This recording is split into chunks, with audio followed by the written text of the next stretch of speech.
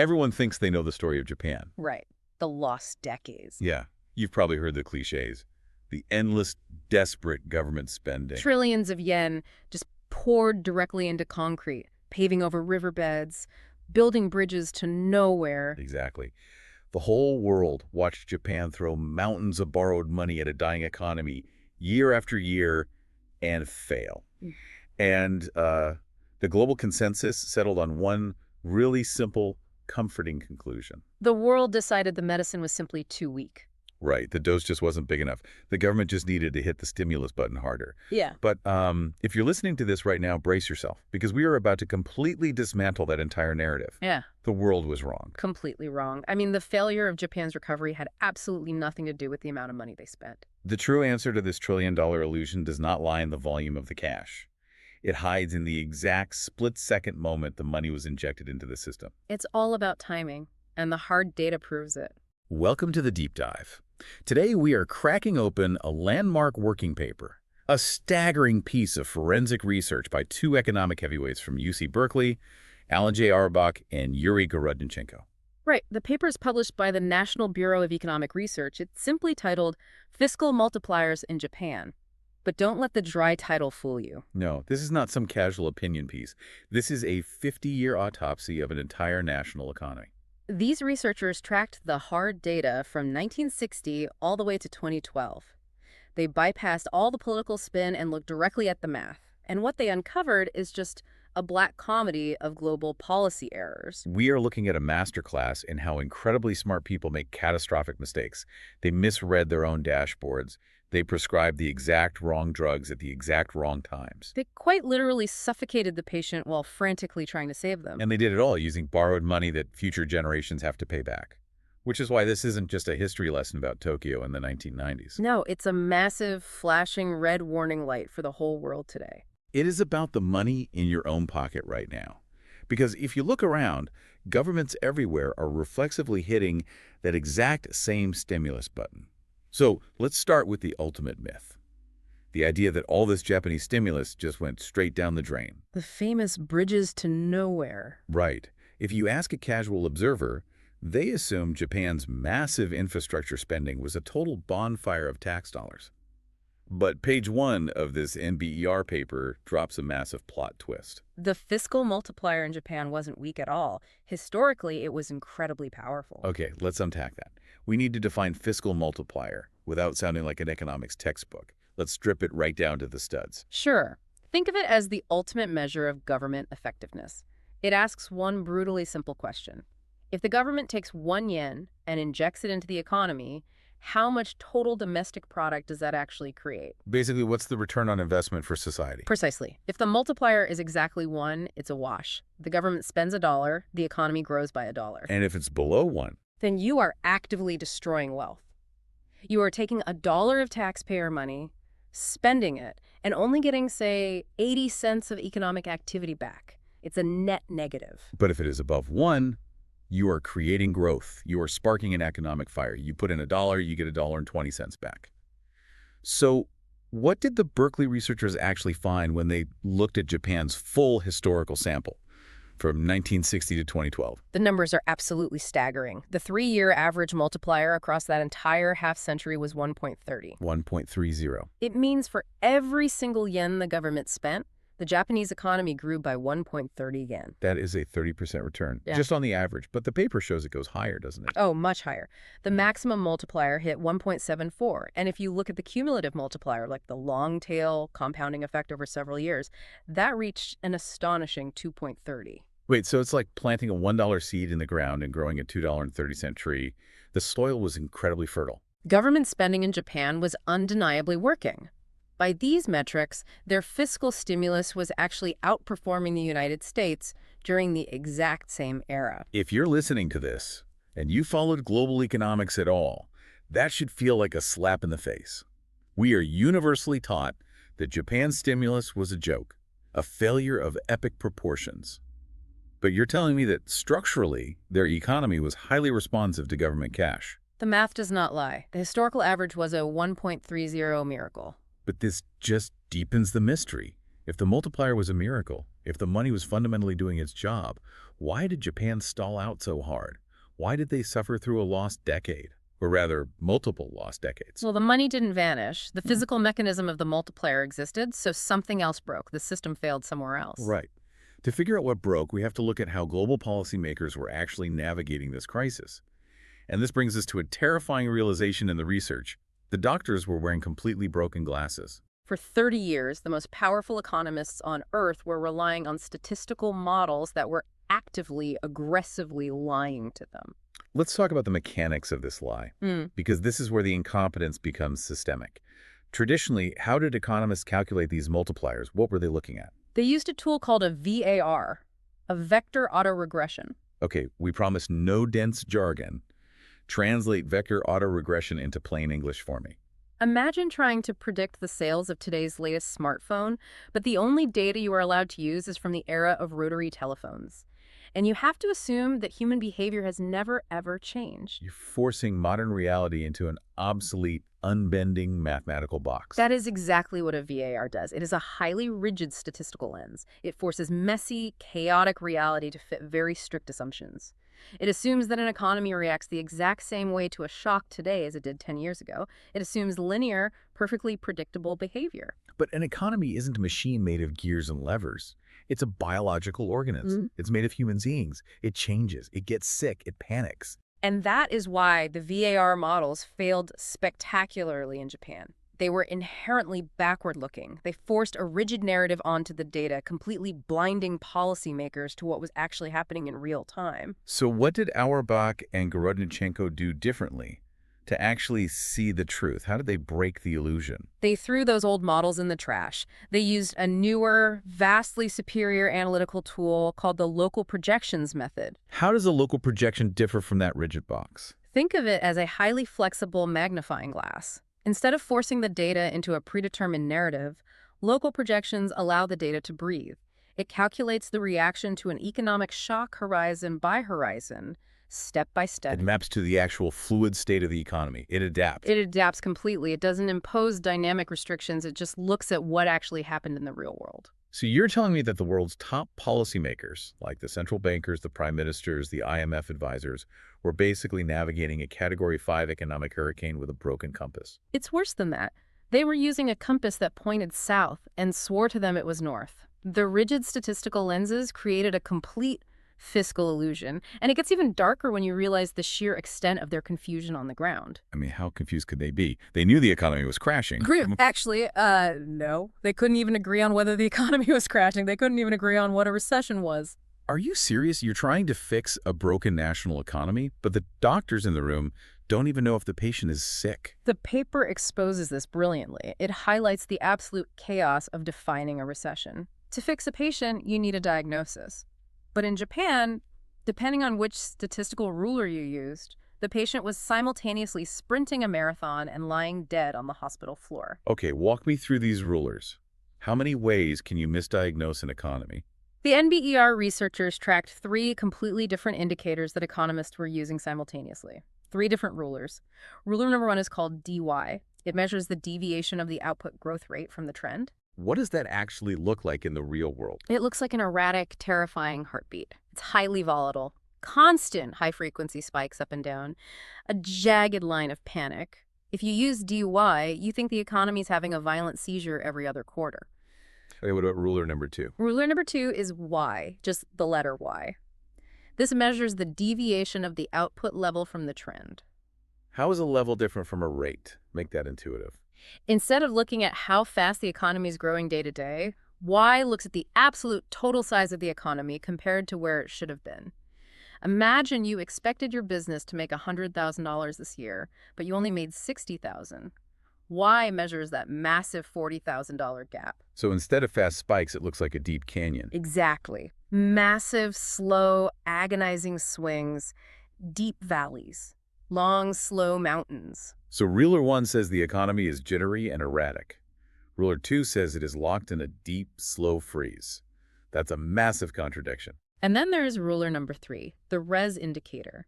This measures the deviation of growth from the averages strictly before 1990. Before the famous Japanese asset bubble burst. Right.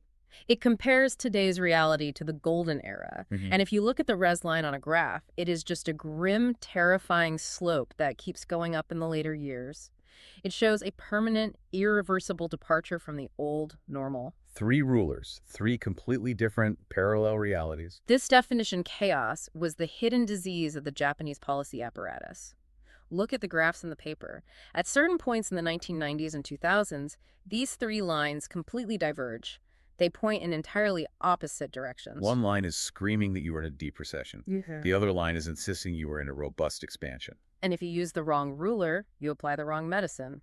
Japan lost its grip on reality because it couldn't properly measure its own pain. They were flying blind. And this chaos of definition sets up the absolute core of the tragedy, the most mind-blowing reveal of the entire paper, the concept of state dependence. This is where the old economic textbooks are just thrown into the fire. The idea of the state-dependent multiplier. Explain the mechanics of this, because this fundamentally changes how we should view government money. It's the idea that the exact same yen, the exact same physical coin, has a completely different effect on the real economy depending entirely on when you spend it. The surrounding state of the economy dictates the power of the money. Precisely. Let's look at the data during actual recessions, when the economy is actively contracting. When people are terrified, factories are sitting empty and businesses are boarding up their windows. The crisis moments. In those moments, the government multiplier goes absolutely nuclear. Under that Y measure we discussed, the deep, slow swings, the recession multiplier exploded to an astonishing 3.55. 3.55. For every single yen the government spent during a deep recession, it generated over 3.5 yen in economic growth. That is staggering. That's not just stimulus, that is a magic drug. It's the ultimate rescue mechanism. The government steps in when private money is paralyzed by fear, and the impact is magnified immensely. But there is a dark side to this coin. The curse of the expansion. What happens when the government takes that exact same yen and spends it during an economic boom, when things are already growing? Well, what would you naturally assume? You'd think it just adds fuel to the fire, right? More growth. That is exactly what politicians sell us every single election cycle. The economy is booming, tax revenues are up, let's build more highways, let's stimulate even more. It is a total lie. The data shows that spending during a boom is pure poison. Wait, so if I'm understanding this right, spending during an expansion shouldn't just be neutral, it actively hurts. How bad is it? Are we talking about a slight dip in efficiency or active wealth destruction? Active wealth destruction. During an expansion, the multiplier doesn't just shrink. It completely collapses into negative territory. Negative? Are you serious? Under the different measures, the expansion multiplier falls to negative 0.40, and in some models, it crashes to negative 1.09. Negative 1.09. That means for every yen the government spends, the entire economy actually shrinks by more than a yen. You are literally burning national wealth. It's like watering a houseplant. In a brutal drought, the soil is cracked. You pour a cup of water, the roots drink every single drop, and the plant grows 3 times its size. That is the 3.55 recession multiplier. That makes perfect sense. But in a flood, the soil is already soaked. The plant has all the water it needs. If you pour a massive bucket of water onto a soaked plant, you don't just fail to make it grow, you drown the roots. Yes, and to push that houseplant analogy further, when you pour that bucket of water on soaked soil, you aren't just drowning the roots, you are aggressively washing away the vital nutrients that were already in the soil. That is what the government was doing to private capital. Walk me through the actual mechanism of that. How does a government bridge project destroy a private business during a boom? It is a phenomenon called crowding out. When the economy is booming, resources are tight. Every skilled worker is employed. Every concrete factory is running at maximum capacity.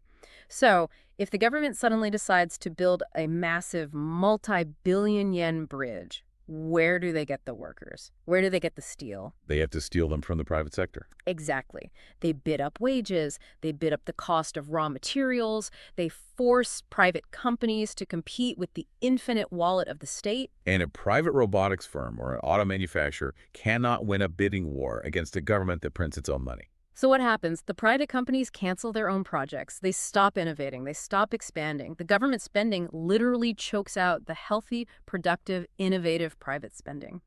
Every single dollar spent during an economic expansion in Japan actually accelerated the destruction of private sector vitality. This is a devastating insight. Pumping money into a boom is not stimulus, it is suffocation. And this brings us to the moment the Japanese miracle shattered. The researchers found a specific turning point in the data. The 1985 cliff. Right. You track that historical 1.30 average across the decades, and then you hit the mid-1980s. An invisible demon flips a switch, and Japan's fiscal superpower vanishes almost overnight. What does this cliff actually look like in the data? It is a violent structural drop. If you run the models starting from 1985 onwards, the linear average multiplier plummets. It crashes from that healthy 1.30 down to a pathetic 0.27. 0.27, a shadow of its former self. The money simply stopped working. A government yen was now only generating a quarter yen of growth. It was a massive net loss for society. But what about the magic drug? What about that 3.55 multiplier during recessions?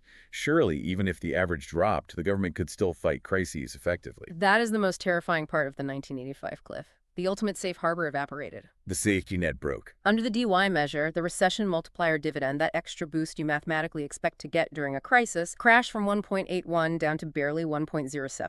Barely breaking even. And under other measures, it actually fell into negative territory, even during recessions. So even when a massive crisis hit, the government's ultimate weapon no longer fired. It was jammed. The levers of power were totally disconnected from the machinery of the economy. But why? What happened in the mid-1980s that broke the fundamental physics of Japanese money?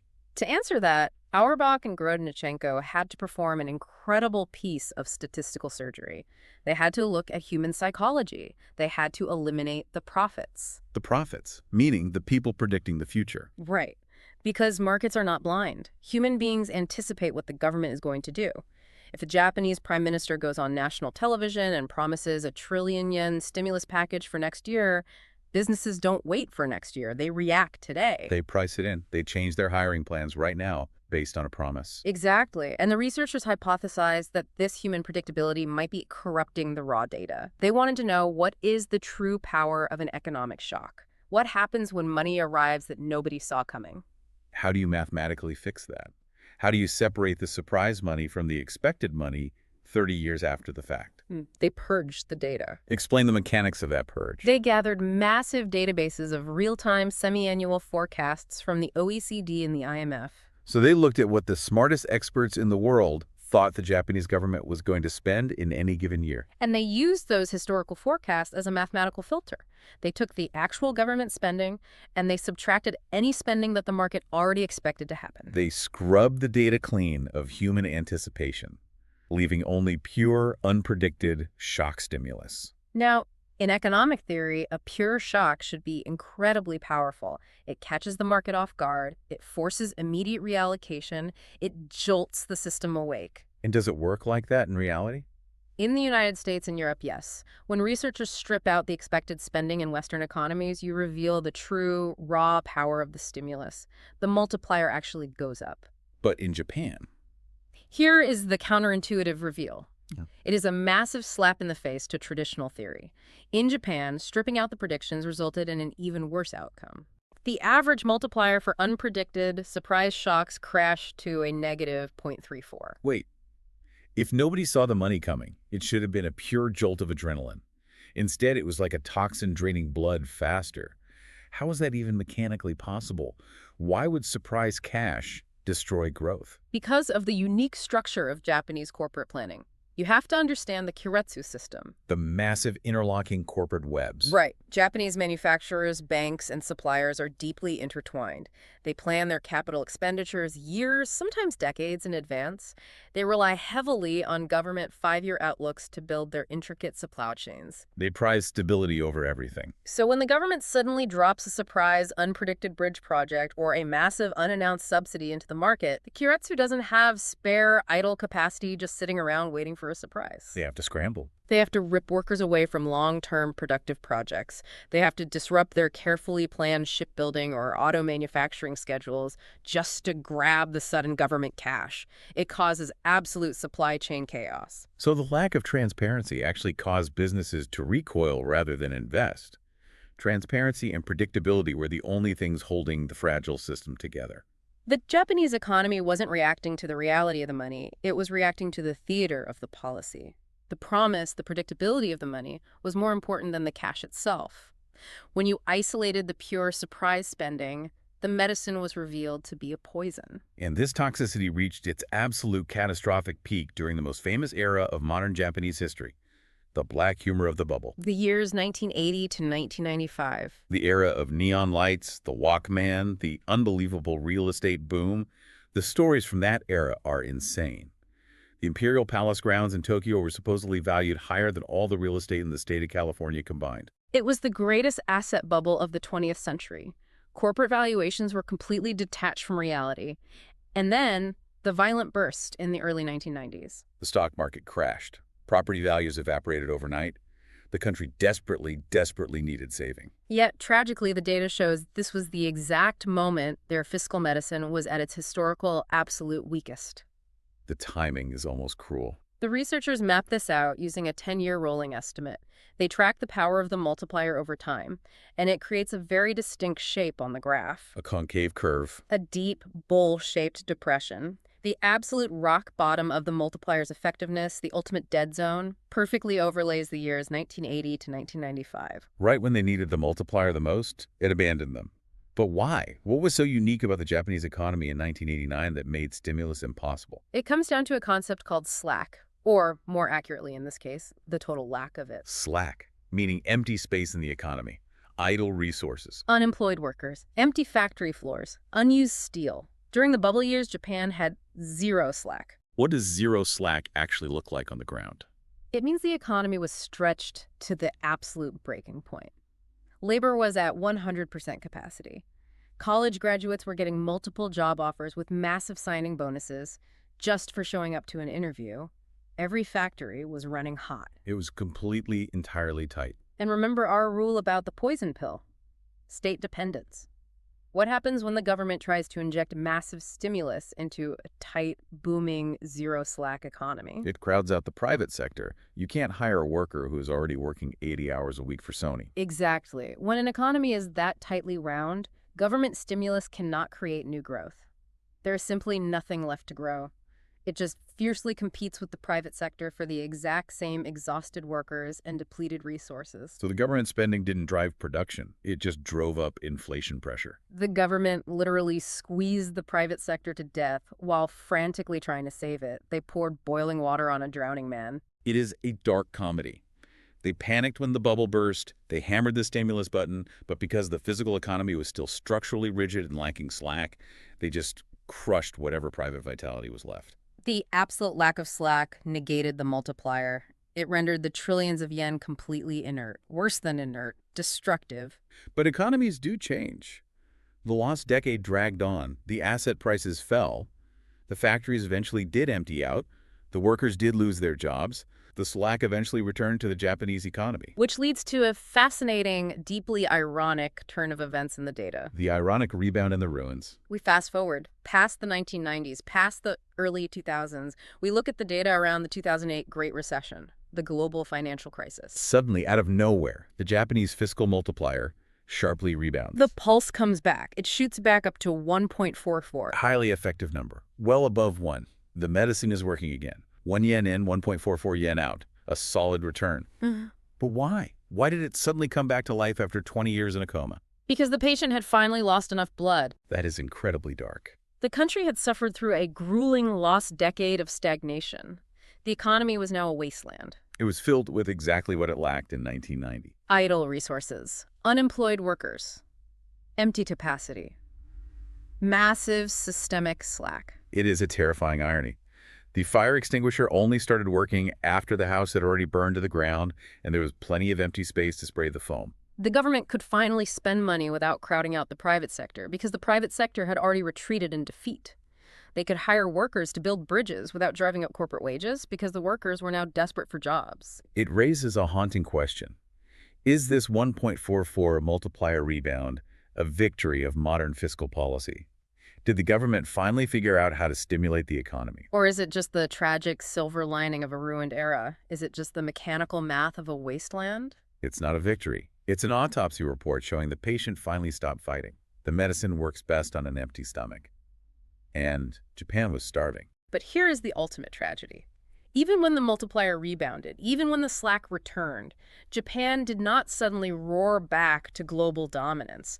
The stagnation persisted. Because the government's money was never fighting a fair fight. It was being actively sabotaged from the inside. You can have the right medicine, you can even have the right timing. But if someone is cutting the IV line, the patient still dies. The Berkeley paper highlights two massive systemic forces that were silently neutralizing the fiscal stimulus: the shadow assassins. Let's talk about assassin number one. The Bank of Japan, the BOJ. The central bank. The ones who controlled the interest rates and the money supply. Wait, why are they the assassin? Aren't they on the exact same team as the government? In theory, yes. But in reality, they were operating with completely opposing mandates. Explain the mechanics of this invisible break. While the fiscal side of the government, the politicians were stepping on the gas, pouring trillions into stimulus packages, trying to create heat and growth. The BOJ had its foot hovering over the brakes. They were utterly terrified of inflation. You have to remember the psychology of the BOJ bankers. They remembered the insanity of the 1980s bubble. They were traumatized by that hyper-asset inflation. They never wanted to see Tokyo real estate do that ever again. Exactly. Their primary overwhelming goal was to prevent prices from rising. So anytime the fiscal stimulus looked like it might actually work, anytime it looked like it might jumpstart the economy and create a little heat. The BOJ would threaten to step in and hike interest rates. And higher interest rates make borrowing more expensive for everyday businesses. It cools the economy down. The mere threat of the BOJ raising interest rates was enough to freeze the commercial market. The paper points this out clearly. The BOJ didn't even always have to act. The psychological expectation of monetary pushback strangled the fiscal stimulus in its crib. Imagine you run a medium-sized manufacturing firm. You see the government spending money, which might create growth, but you know the BOJ will immediately hike rates to kill that growth to prevent inflation. Why would you ever take out a loan to expand your factory? You wouldn't. The accelerator and the brake are pressed to the floor at the exact same time. The engine just revs and burns out. That is assassin number one. A central bank actively working against the fiscal policy. But assassin number two is even more insidious. The zombies. I love this concept in economics. Zombie firms. The paper cites a famous 2008 study by Caballero, Hoshi, and Kashyap. It dives into the disease inside the Japanese banking system. Let's break down the mechanics of a zombie firm. How does a company become a zombie? A zombie firm is a company that is technically, mathematically bankrupt. Its revenues do not even cover the interest payments on its massive debt. In a healthy, functioning capitalist system, this company goes bankrupt. It dies. And its resources, its talented workers, its real estate, its market share are reallocated to healthy, new, innovative companies. The forest fire burns the dead wood to make room for new growth. That's capitalism. But in Japan, the banks refuse to let the dead wood burn. Why? Why would a bank keep lending to a dead company? Think about the psychological terror of a mid-level manager at a Japanese megabank in 1998. If they call in the loan for a massive, failing steel company, the bank has to declare a multi-billion yen loss on their own balance sheet. The manager loses their job, the steel company fires 10,000 people. It's a massive societal disruption. So out of self-preservation, the bank manager quietly extends the credit line. They roll over the bad loan. They pretend the steel company is totally fine to avoid admitting the loss. Precisely. Now, multiply that cowardice by 1,000 banks across the entire country, you get a zombie economy. They kept extending credit to these living dead corporations just to save face. Now, imagine what happens when the government injects trillions of yen of stimulus into an economy dominated by zombies. The money does not go to the innovative tech startups. Right. It does not go to healthy, expanding manufacturers. It gets sucked directly into the black hole of the living dead. Government money flowed into a diseased financial system. It propped up the bankrupt corporations. It allowed them to limp along, taking up physical space, hoarding labor, and suffocating their healthy competitors who couldn't get loans. You can pump millions of gallons of fresh, oxygenated blood into a patient. But if the patient has a massive tapeworm, You are only feeding the disease. The healthy parts of the Japanese economy withered, while the zombies feasted on the government's stimulus. The transmission mechanisms of capitalism were fundamentally broken. which brings us to the final, most chilling failure of all. The reason the politicians didn't see the tapeworm, the broken ruler of the aging empire. We talked earlier about how the models were broken, the VARs, the definitions of recession. But there was one core foundational metric that policymakers relied on above all else, the ultimate dashboard warning light. The unemployment rate. In traditional macroeconomics, the unemployment rate is everything. It tells you exactly how much pain the everyday economy is in. High unemployment means high slack. It means people are suffering, looking for work. It means you have room to stimulate. Low unemployment means the economy is tight. But in Japan, this ultimate ruler was completely snapped in half by a massive societal force that nobody was accounting for in their fiscal models. Demographics. Japan was hyper-aging, the population was actively shrinking, the labor force dynamics were undergoing a tectonic, unprecedented shift. Walk me through the math on this. What actually happens to the unemployment rate when a society ages that fast? It stops reacting. It goes completely numb to economic pain because older workers who lost their jobs or whose factories closed were simply retiring. They were leaving the workforce altogether. And if you stop looking for work, you are no longer counted as unemployed in the official statistics. Exactly. You just vanish from the denominator. So the unemployment rate stayed bizarrely artificially flat. Even during massive economic stagnation, the Japanese unemployment rate hovered insensitively around just 1 to 2 percentage points of variation. It barely moved. It was a statistical flat line. So the dashboard told the politicians, everything is fine. The unemployment rate is incredibly low. Nobody is getting fired. While the actual productive foundation of the country was silently dissolving underneath them, it is like a pilot looking at an altimeter that is jammed at 30,000 feet, while the plane is nosediving into the ocean. Using a mid-20th century metric like traditional unemployment to navigate a 21st century hyper-aging society is a lethal mistake. It completely, totally disconnected policy from reality. You are a blind person riding a blind horse galloping toward a cliff, and you think you are winning the race because you don't hear any other horses. That is the ultimate tragedy of the lost decades. It wasn't that the medicine was inherently weak. No, the medicine was potent. We saw the 1.30 average. We saw the 3.55 recession spike. The physical laws of stimulus existed. But they administered it at the exact wrong times. They poisoned the economic expansions. They misdiagnosed the recessions using broken, rigid statistical boxes. They relied on market forecasts that actually made the pure stimulus toxic when they were removed. They mercilessly squeezed a hyper-tight, zero-slack bubble economy until it shattered. They allowed a traumatized central bank and a legion of zombie firms to assassinate the recovery from the inside. And they measured their entire success using a demographic ruler that had lost all physical sensitivity to pain. It is a masterpiece of systemic failure. And it brings us to the final, most important point of this entire deep dive. The reason we are looking at this decades-old data today. The global warning. Are we next? Turn your eyes away from Japan for a second. Look out your window. Look at the financial headlines today. The whole world is running the exact same playbook. We have unraveled the true story here. The multiplier works, but only if the timing is flawless. State dependence is an absolute physical law of economics. Bumping money into a tight economy causes suffocation, not growth. Ignoring structural rot, like modern zombie firms hoarding cheap capital, makes any government stimulus utterly useless. And relying on outdated metrics in a rapidly shifting demographic landscape ensures you will steer off the cliff. Today, global debt-to-GDP ratios are skyrocketing. Not just in one country, everywhere, the United States, Europe, China. Nations everywhere are reflexively, mindlessly hitting the stimulus button the absolute second the economy gets slightly bumpy.